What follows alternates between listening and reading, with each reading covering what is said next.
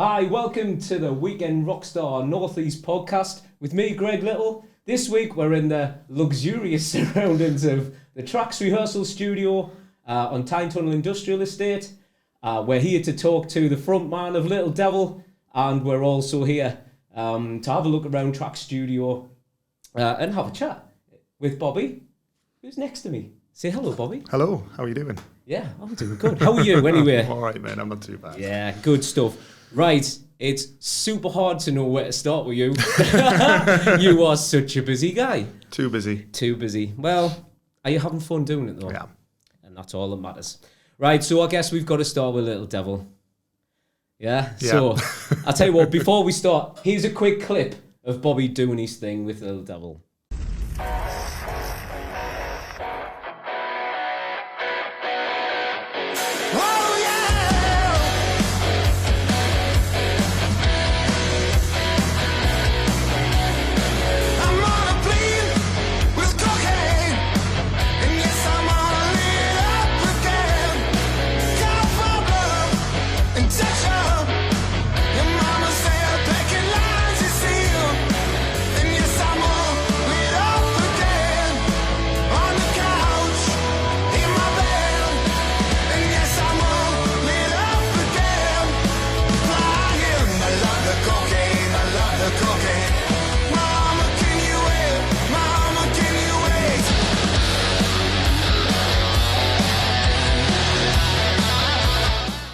Okay, so hope you enjoyed that. I did. Did you find that an interesting process? Can I just say that must have been done at Garage, yeah? It was done at the Garage Studios. Yeah, we did one there. We super enjoyed the experience of it. It's the first time I've ever done like a promo video like that, and I didn't understand the process of it till I got there. I mean, the lads were spot on. Like, do you know what I found really funny when we did ours? We did ours, and we kind of all set up. And then I was singing and the guys were playing. We had our 5 songs that we were going to do. And then I did the singing and then they went, right, stop. And I was basically redundant for the rest of the night. And I was filming them being filmed, you know, the little twiddly bits on the guitar and the keys. I thought it was hilarious. They were super upset that I was done within like... It was the miming bit for the video that I couldn't quite get my head around. Yes, I don't know how they do it. I don't know how some people do it, to be honest, with the miming. Anyway, so Little Devil, I mean, how did that come about? Give us a bit of a history about Little Devil. So, I was in a band called Easy Tiger before Little Devil, and that run for about 5 years. And my kids were very small. Right. And what happened was I decided to take a step back from bands because I wasn't spending enough time with my kids on the weekends. Yeah. So, I left Easy Tiger and went just back to being a family guy, right? Being a dad. And I think I lasted 2 or 3 months. As long as that. Oh, well, there you are. 2 or 3 months. And I was in a bar. The guy at the time was a lad called Johnny, the guitarist at the time, and he was poking us in the arm, saying, "Come on, let's start a band. Let's start a band. Let's start a band." I'm going, "No, man. I'm a family guy. I'm not. Yeah. I'm out of it. I'm out of it." And I think he poked me on for about 2 days, and then that was it. We were then looking for band members. Right. Okay. So I mean, the Easy Tiger stuff, was it similar to what Little Devil do? Or? No, it was much more of a sort of club set. Oh, you know, right, it was a lot more pop rock than what I'm doing now. I wanted to try and do something that I enjoyed doing, something that I like to do, sort of pick my own set list as opposed to getting songs thrown at me. I mean, it's high voltage, quick stuff that you do. Like I know you mix a couple of little slow ones in and do your own take on certain things, which is pretty cool. When the lads let us, like. Yeah. It's actually... The set kind of goes from there and up to there. One thing I wanted to ask you about, obviously it's quite interesting from me being in a band and how the dynamic of the band works, because the more people I speak to, it's like, I guess, I always say there's no divas in our band, and then everyone looks and goes, aye, because it's you. Do you know what I mean? But... Which I've wore that hat before. I totally understand that that's, you know, I have been like that before. So how does it work in Little Devil as a dynamic? Is it quite a team thing? Or? It's more of a team effort. Like it's, we've had divas in bands before and it's always been me as well. Yeah. But now I'm trying to sort of not wear that hat. Yeah, I think it's quite a fine line between being a diva, you know, they joke on about being a diva, but I think if you care about something passionately and you feel like it's yours and you're trying to promote it and it's your baby, you know, if that comes out as being a diva, then I'm guilty. But you know, I think I've mellowed and backed off quite a bit. I think it's the guys probably won't agree with that if you're watching. Well, there you go. I think it's more about just trying to find people who are on the same page. Yes. You know, I think when it comes to being in a band, if you're all on the same page, you're all wanting to gig the same amount of time, you're all looking for the same amount of time off, you've got the same ideals about what you want out of being in the band, then you're always going to find yourself sort of staying together and managing to sort of go in the right direction, if you know what I mean. I couldn't agree more. I mean, you know, having egos in bands doesn't work. Even just differences of opinion. It's, you know, exactly. where some people, you get some bands where they're in it for the money, you get some bands who are in it for the for the fun of it. And if you've got people of them two similar mindsets in the same band, it's never going to work. You've got to find people who are on the same page, you know. Yeah. One thing I do like about having a settled lineup is you'll go out and you'll maybe have your first set and then you have a chat with people afterwards. I don't know, are you like that? Do you go out? Yeah, I was going to say, I mean, you've come and chatted to me at half time, this, that and the other. But I like to go and chat to people and go, oh, do you do any of this? Do you do any of that? And be able to take that second set where constantly, our keyboard player constantly brings a pen. So crosses out loads of the second set and puts this in, a bit more rock, this worked, this didn't. Do you know what I mean? I do. Like for the venues, and that's really nice if you can do that. If you can do that, it brings people in. It's learning all of that material, though. It's having all of that material, and it's keeping it rehearsed. That's the thing. One thing I wanted to ask you about is the difference between a front man and a singer. Where do you sit in there? Do you feel like a front man, or do you feel like, look, I'm the guy that sings? People who can sing can't necessarily front a band. Yes. There's a lot more to it. There's you've got to concentrate on your movement. You've got to concentrate on what you're saying to the audience. Yes. And that's the next question. You've got to be nice to people. Yeah. I think I don't think you can do one without the other. I think I think you have to obviously be able. You've got to be, if you're going to front a band, you've got to be able to sing. Yes. I mean, to be honest, sounds dead pretentious. No. But when I've come in and seen you guys do your thing, obviously I see you as a front man. You know, I look at you as a fellow singer and go, yeah, this guy's a front man. It's more than the sum of just the parts of the guitar together, the vocals and the drums and this, that, and the other. It's gelling something together and saying, I've seen Little Devil, I've seen their show. And that's what it feels like. So whether that's intentional or not, I don't know, but that's how it feels when I think the feels about everything. I think people have to look at you and you're not just singing a song. Mm-hmm. You put yourself into the song and you put yourself on the stage and that becomes your instrument, doesn't it? Yes. Oh, dead right. I mean, I have arguments all the time, you know, that you just literally turn up, plug your mic. You know, fair enough. I'll take that. But that is what we do, though, you know. Well, amongst other things. But yeah, I mean, I think it's important. I mean, I didn't start off, I've got to be honest, as a front man. That was never, it's just kind of one of them things where you say, you feel, you know, you're there, you're normally standing at the front, so you normally end up interacting with people. Well, one thing I did want to ask you about, I'm not sure whether this will make the edit or not, but one thing I did want to ask you about is a few times when obviously you've ended up with no top on. Now, do you just naturally run hot? Or is it part of what you feel it just needs at the time? No, I naturally run hot. I'm absolutely soaking wet. Right. I mean, we were playing a gig the other day and asked if the heating could be turned down, and they said the water will go off if we turn the heating off. It can be a challenge, but it's not necessarily part of the act, but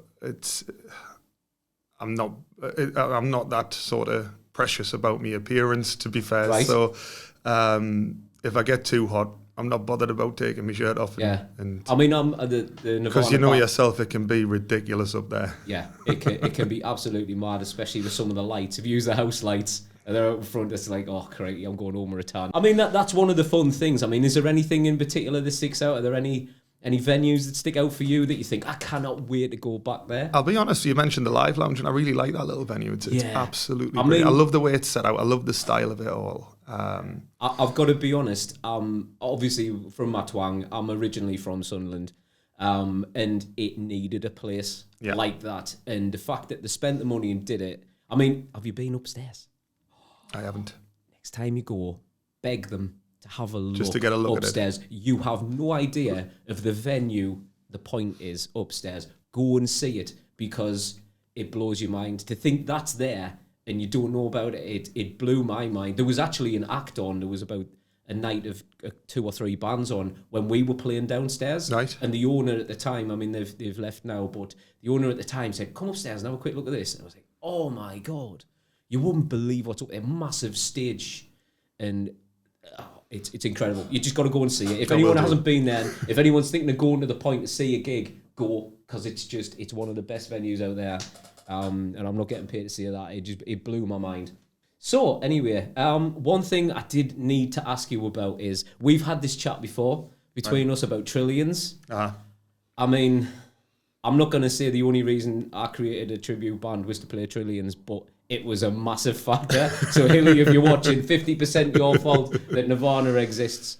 But yes, I just want your take on performing there, because it was special to me. I'm just wondering how you found it. It was pretty special for me too. I've been going to Trillions for as long as I can remember now. Mm-hmm. So I've got to put a massive shout out to the lads from Rage for giving me the chance to come and support them. It's lush to play a venue where they just sap up the music. They just love the music. No one's there to talk to each other, are they? Not at all. They are there for the music. Not at all. You know, you stand up in front of a load of different people all the time, but I think standing up there was a little bit special. It was quite definitely one of them venues. It's quite daunting when you've not done it, and to be sort of just there and you can see the place filling up. It was a little bit daunting. It was just like, I've always wanted to play this place. I've got to get this right. Yeah. I mean, to be honest, there's nowhere to hide, is there? Nah. I mean, that stage is elevated. You're front and centre. Everyone wants to be in front of the barrels and in front of the wall, and they want to be there. And it's, you know, I've just been that close to people. I think, you know, it's kind of what when you sit and think about what live performance is all about, it kind of, I think it's that in a nutshell. I think it's a fantastic place. I think Hilly's done a great job. Yeah. Box ticked for me, so I hope everybody liked it. Yeah. I was good. I couldn't get there. I mean, we were gigging. When you were on. I'd have been there. From a personal point of view, I just wanted to see you on stage there, because I know it's been a long time coming, and I know how special it was to me. Let's move on from that. Obviously, where we're sitting now, Traxx Rehearsal Studio. Home, as I call it. Or home, yeah, because you probably spend more time here than you do at home. But I was wondering if one of these rooms was a bedroom. No, I just wanted to ask you about how it came about. I mean, it was an interesting time when you opened this place. It was around COVID. Was it just before or after? Just at the beginning of. It's an idea that I've sort of had in my head for the last, I don't know, best part of 7, 8, 9 years. I've always wanted to just do something for a living that I enjoy. Right. And living the dream. And this was what I wanted to do. Mm-hmm. Finally found myself in the position, I mean, it was a pipe dream to start with, but I found myself in the position where I could actually make it a reality. And at the time, in North Tyneside, there wasn't anywhere for anybody to come and rehearse. So there was I seen it as a gap in the market and thought, I could do something. And I wanted to sort of build it to the spec. I didn't want it to be sort of retrofitted old building. I wanted it to be sort of built from scratch. Mm-hmm. So it was purpose built for what I felt that I would need being in a band to come into the space. You can just tell that it's been created by someone who has spent a lot of time in a rehearsal studio and just gone, we need this and it needs that. I mean, what was this place beforehand and how much work did you have to do? It was an empty factory unit. Was it? Completely empty factory unit. Wow. That's a lot of work. I was on a kind of time scale to build it all from scratch. That time scale was obviously extended because of COVID. I then found myself in the position where I had time because we couldn't open. Yes. So it gave us more time to put a bit more thought into it. I've always been quite a firm believer in when it comes to rehearsing with your band, you're paying for time. Mm-hmm. Productivity is the key to what I feel is a successful rehearsal session. So when you walk in the door, what you really want to be doing is you want to be instantaneously productive. Yes. So everything like has to run smoothly. All the equipment has to work. Everything's got to be as clean and as neat as possible. Yeah. So when you come out of there, you feel like when you've spent your money, you've actually got your money's worth when you leave. Right. Is kind of the rule of thumb that I went for. In terms of the facilities now, I mean, you were talking about building this place and having a vision and, and wanting it the way you wanted it. I mean, is it finished? Is this it? Or have you got any plans for the future to develop it? I think it's always going to be sort of a living thing, if you like, where it's just going to constantly sort of adapt and mutate and change. And right. I've always got plans and visions for moving forward. Okay. I mean, have you got like a recording set up here? Yes. Right. Okay. Because So I mean, I wasn't aware that I've come to rehearse. So the fact that you do some recording here, that's we've got a recording. We've got a lovely gentleman called Keith who used to work for the BBC who does all the right. he's a resident sound engineer. It's a very BBC name, that, isn't it, Keith? Keith. Yeah, I like that. One thing I did see on a different visit here was you showed me like a vocal booth. Yes, it was done to serve a purpose. It's done so you can record vocals in here while there's other stuff going on. It's what we were finding was in the old setup when we were recording vocals, there was just too much background noise. I was having to start moving bands to different sides of the building to try and prevent bass from travelling, and it was getting a little bit awkward. So, and that cupboard, as you like it, which is all it is, it's a cupboard, it's just full of junk. Right. It's just full of stuff that I didn't use. It was just, the door was shut. So make use of the space, make use of the space. I mean, did we have a conversation about audio books and things like that? We do. You need a silent room for that. That's where it all sort of begun, because obviously when you're recording, when we get narrators in, we found ourselves that there was more editing process with the old setup than there is now. We needed it. Right. So it was just taking us more time to get it right. It was taking the narrators more time to get it right. So now that we've got an isolated booth specifically designed for vocals, it means it can just go in there, shut the door, and it's just much more productive. Brilliant. Little things will always change as you go along, and depending on what sort of things we're doing at the time, what projects we're doing, we'll adapt to suit the projects that we're doing. We'll always keep the rehearsal space as rehearsal space. Oh, that's good news. Yeah, I'd have been devastated if you go, oh yeah, we're getting rid of all this. Really? No. Anyway, talking of projects, there's one particular project that really pricked my ears up. I couldn't believe it when I saw it. I thought, that is such a good idea. Mm. And this is something in conjunction with North Tyneside Music. It is. It's it's a rock school. It's called. It is. So what we are is we're an external provider for North Tyneside Council. So we basically work hand in hand with them on different projects within schools and within their groups. It's basically it's funded by the council, and it's for 11 to 16-year-olds who are basically sort of bedroom guitarists.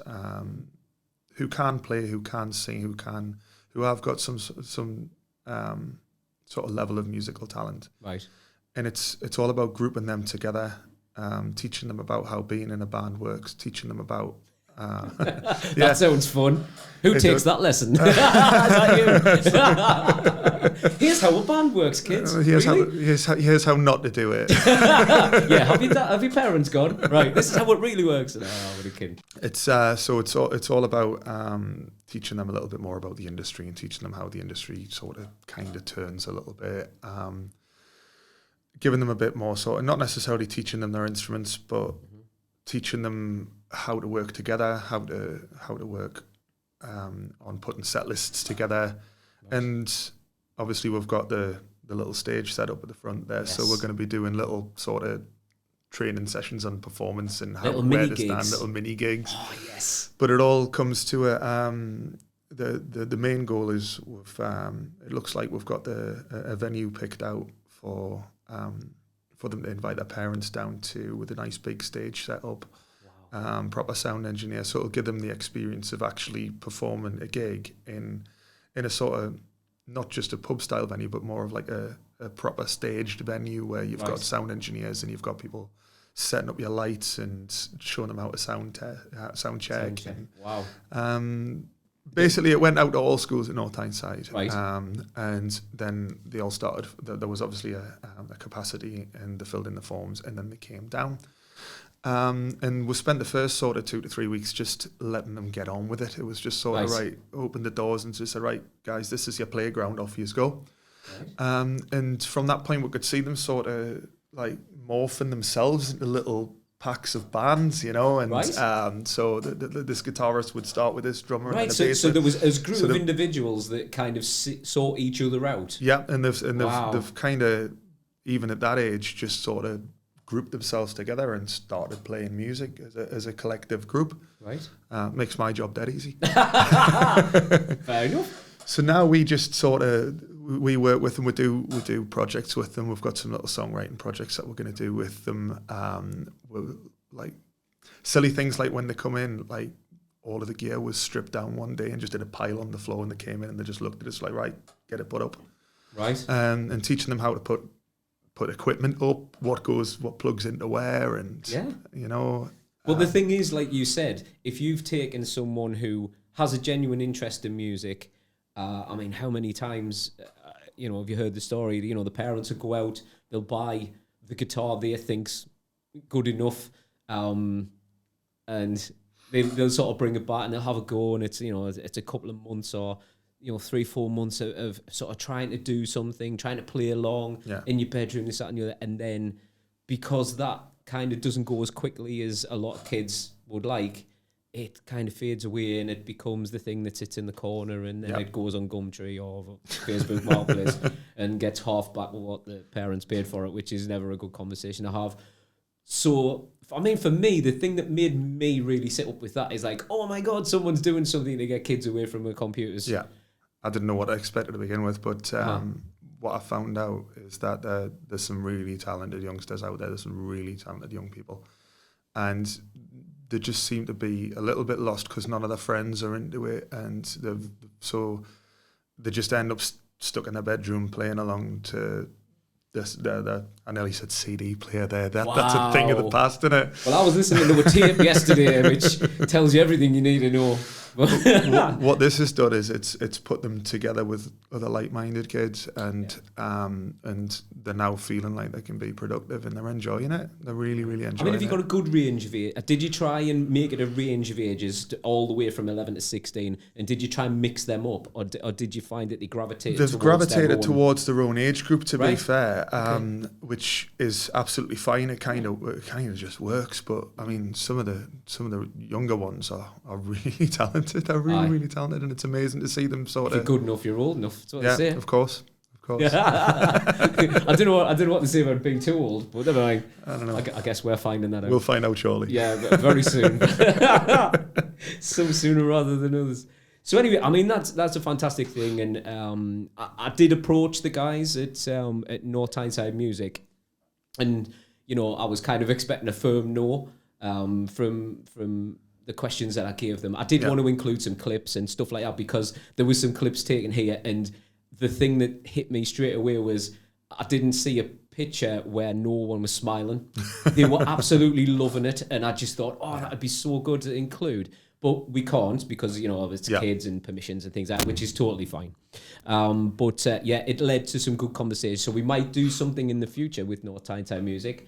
I've got some good contact details there, so hopefully we can pick that up in the future and bring you guys a bit more about that project. But yeah, moving on from that, I mean, one thing I did want to ask you about, I haven't made it there myself, so I kind of feel bad about asking. The Buskers night at the Red Lion. Yeah. Is it Ersden? Yeah. Oh, I'm glad I got that right, because we gigged there once and I called it Easden or something like that, and the faces I got. But never mind. It's maybe why we haven't gigged there since, but never mind. It's maybe my fault. But Ersden, so Monday night. Why a Monday night? Is it just when people were free? You know what? I don't know. I started it 7 years ago. Right. Maybe it's more. With a friend of mine called Terry Gorman. me and Terry started up together before he moved away. So, I mean, what's your involvement in them? Because I haven't been, so... I mean, is it a case that I would turn up with my guitar and say, oh, Bobby, I want to do a few songs? Pretty much. Right. Pretty much. I'm the dude with a notepad that writes your name as you come in. Dude with a notepad. That sounds like a T-shirt, that. Dude with a notepad. But, I mean, what do you get there typically? I mean, I've been to lots of buskers nights, and you tend to find you get one or two people you haven't seen before, and then mostly the people that are there every week, playing 5-6 songs. And then maybe going back on if it's a bit quieter and stuff. How's it working at the Red Line? It's normally only a few songs. Normally on a weekly basis, we've got between sort of 12 and 17 buskers a week now. Wow. Yeah. That's really good. That's a big notepad Chaos, you have there. big notepad. And the one thing I do like about the place is it's built up a consistent support. There's consistently people, not musicians, but just people who just like listening to the music, coming in, sitting and watching. It's such an underrated thing. It's important. So you're not just playing to other musicians, which can be quite daunting, especially if you're just starting out, or like myself, not very good. Right. I mean, do you get up and sing? Do you play? I play, but I'm terrible. I can't believe that. He's just being modest again. So anyone can come down? Anyone can come down. Any level? Any ability? Yeah. Yeah, great. I mean, they're the kind of buskers nights. Some of the youngsters from the rock school comes down. Do they? Some of the older ones come down. That's really good. I mean, it's an important thing, actually. I never really sat and thought about that, but... Yeah, I mean, most of the buskers nights I've been to, you walk in and you go, oh yeah, there's such and such from this band, such and such from this band, and then they get up and do a thing, but you are playing predominantly to other musos, like you said. But it's great if there's people coming out on a Monday night. That must be great from the venue's point of view to see people that don't come out and play; they just come to see that night. Yeah, it must be good for them, especially on a Monday, because I mean, Monday not all, but I can imagine a lot of them as well. A lot of the musicians that are out there, the acoustic guitarists, the solo projects that's running, some brilliant performers across the Northeast. But I can imagine a lot of them will have started at 13, 14 years of age at a buskers night, testing out the material they've written, testing out covers that they would like to do, and basically just getting used to being in front of people, in front of a microphone, playing an instrument. So in respect of back to what we're sort of saying about rock school and bringing people on and I mean, I'm not necessarily just talking youngsters either. I mean, I've got a guy who comes down to our buskers night he's in his 70s now. He's only been playing 3 years, but it was like all his life wanted to get up and play in front of people and eventually got up, and now he gets up every week. So it's really important to a lot of people, not just for their playing ability, not just for setting them on a career path, but also for just their well-being and enjoyment. Yeah. I mean, just being in a room of like-minded people, a bit like what we were saying, not everyone's peer group enjoys, the same things. Yeah. And it's always nice to know there's a place you can go. And I mean, I can't remember going to a buskers night and walking in thinking, oh, there's an atmosphere in here. Yeah. Everyone's always like, really encouraging, and someone makes a mistake and it'll get a cheer rather than than a groan. It is a great environment. I mean, it must be such a big step. Yeah. I mean, it is a big step. I've been there myself, sort of playing along in the bedroom, knocking out some times like these by the Foo Fighters acoustically and thinking you sound amazing. Standing on stage and doing that, looking people in the eye, is a completely different thing. And especially solos. I've got so much respect for solo and duos. And you still get a free pint if you play. You do. You still get free beer. What more do you want? Anyway, you might have a new muso turn. But it's amazing when you don't realise it until you sort of go into some of these places. And we've got an age range of between 16 and last week it was one of the regular buskers' birthday. It was 90.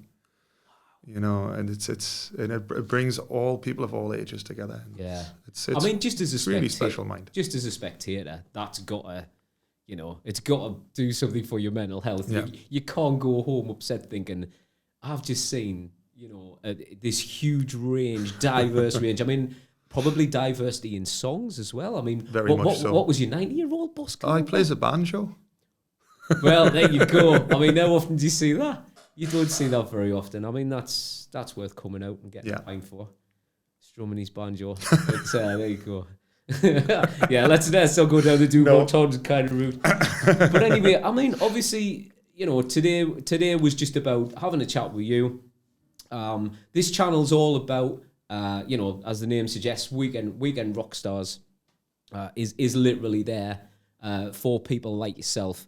But I particularly wanted to talk to you because you're involved in so many different facets of the live music scene, which is what we want to cover. We want to cover all sort of areas in there. Yeah.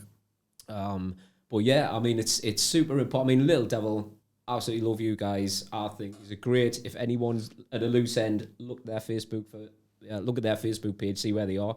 Do you put your events on Facebook? Are you one of those bands? Yeah, it's all on Facebook. Yeah, it's all on Facebook. So get on their Facebook page. I'll probably try and put a link below for Bobby's Facebook page for Traxx Studio, the Rehearsal Studio, and for Little Devil. I'll also put a link in there for No Tyneside Music. Have a look at their website. It's fantastic. You'll see the pictures that I wanted to put in on their Facebook page and their videos. Go and have a look at how much the kids are enjoying what's going on here. I mean, it's just amazing. So yeah, I mean, obviously you're a very, very busy guy.